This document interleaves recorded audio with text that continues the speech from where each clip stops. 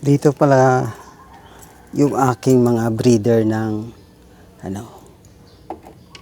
albino full red na gapi. So, pakita ko sa inyo itong mga albino full red. Yan sila. Ito, 4 to na mga females. Yan. Females. Yung lalaki na yan.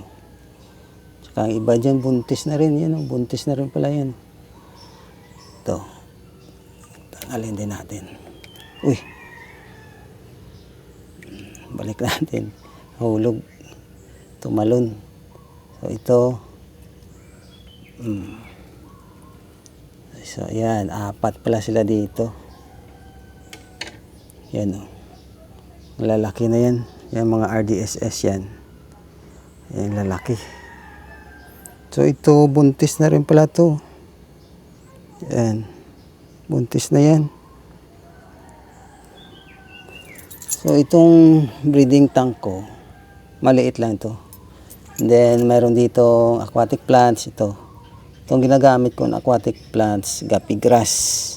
Yan siya, guppy grass. Maganda to sa mga albino full red pag nag-breed ka. Ito, guppy grass. Ganda kasi ang guppy grass, hindi siya umaamoy sa tubig. Compare mo sa isang klase na yung ito.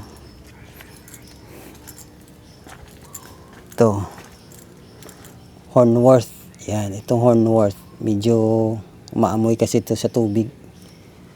So, mostly ginagamit ko sa mga breeding tank ko, guppy grass. May Hornworth din ako, kaya lang yung Hornworth, ginaano ko lang yun.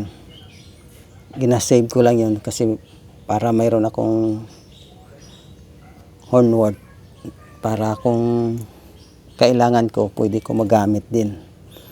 Pero mostly sa mga tank ko na yan, ng mga breeding tank, guppy grass talaga ang ginagamit ko.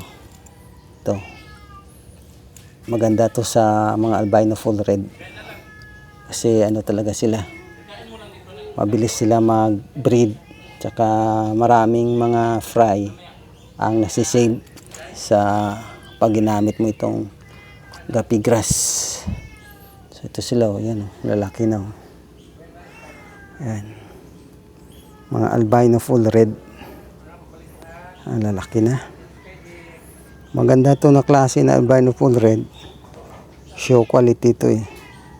Dati bili ko nito nasa 1.5 yung pair.